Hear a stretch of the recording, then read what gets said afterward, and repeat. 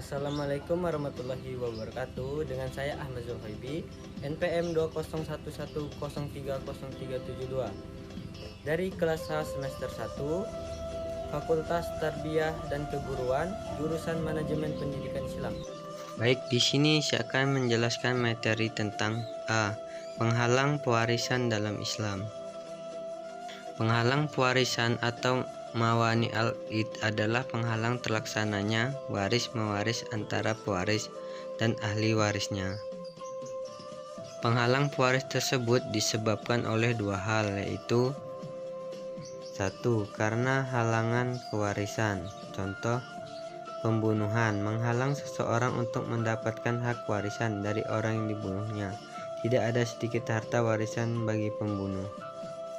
Perbudakan. Para ulama farid telah sepakat bahwa perbudakan menjadi penghalang seseorang dalam pewarisan.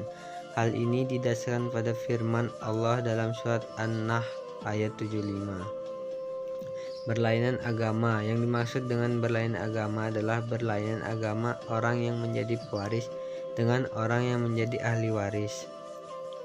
Karena adanya kelompok keutamaan dan hijab. Adanya keutamaan dalam menerima harta waris menyebabkan adanya pihak kerabat yang tertutup. Dalam hukum kewarisan Islam, kondisi tersebut dinamakan sebagai hijab.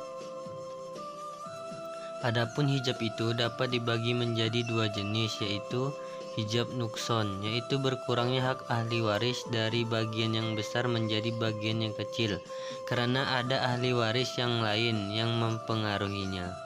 Yang kedua, hijab hirman adalah hilangnya hak seorang ahli waris secara penuh, karena ada ahli waris yang lebih utama daripadanya, seperti saudara dari pewaris tertutup haknya jika pewaris tersebut mempunyai keturunan. B. Pembagian ahli waris dalam kewarisan Islam. Pembagian kelompok ahli waris yang tidak disepakati para ulama ada sebanyak 25 orang yang terdiri atas 15 orang laki-laki dan 10 orang perempuan dengan rincian sebagai berikut. 1. Kelompok ahli waris laki-laki terdiri dari anak laki-laki, cucu laki-laki, pancar laki-laki, dan seterusnya ke bawah, bapak, kakek sahih, dan seterusnya ke atas, saudara laki-laki sekandung, saudara laki-laki seibu, dan saudara laki-laki sebapak. 2.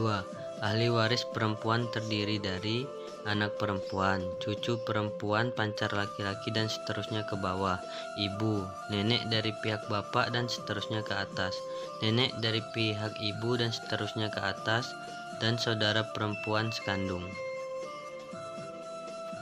Dari 25 ahli waris tersebut dibedakan menjadi 3 kelompok, yaitu 1. Ashab al-furud, yaitu para ahli waris yang mempunyai bagian tertentu yang telah ditetapkan oleh syariah, yang bagiannya itu tidak akan bertambah atau berkurang, kecuali dalam masalah-masalah yang terjadi rad atau aul.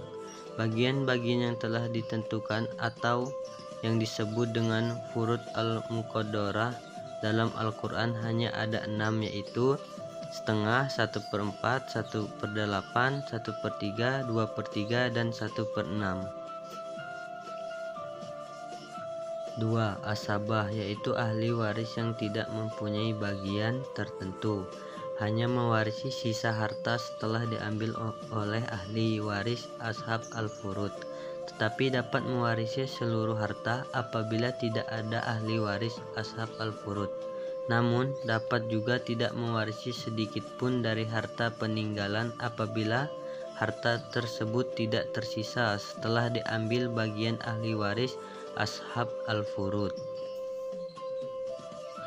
Secara umum, hasabah terbagi menjadi 2, yaitu hasabah nasabiyah, yaitu asabah disebabkan adanya hubungan dengan pewaris.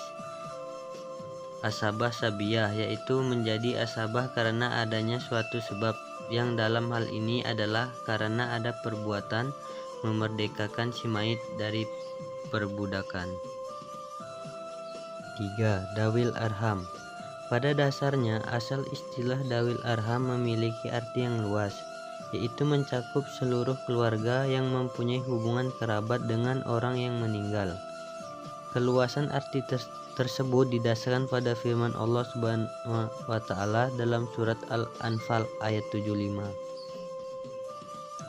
Para ulama Farid memberikan definisi dawil arham, yaitu setiap kerabat yang tidak termasuk ashab al-furud dan juga golongan asabah.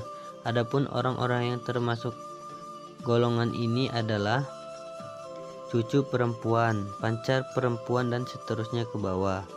Cucu laki-laki, pancar perempuan dan seterusnya ke bawah. Anak perempuan saudara laki-laki sekandung dan seterusnya ke bawah. Adanya hak waris bagi dawil arham menetapkan dua syarat agar mereka dapat menerima harta warisan tersebut, yaitu jika sudah tidak ada ashabul furud atau asabah sama sekali, dan jika hanya bersama dengan salah satu suami dan istri. Jika dawil arham itu sendiri, baik laki-laki atau perempuan, ia menerima seluruh harta peninggalannya. Sekian penjelasan materi dari saya tentang penghalang pewarisan dalam Islam. Jika ada kesalahan kata, saya mohon maaf. Kepada Allah saya memohon ampun. Wabillahi taufiq wal hidayah. Wassalamualaikum warahmatullahi wabarakatuh.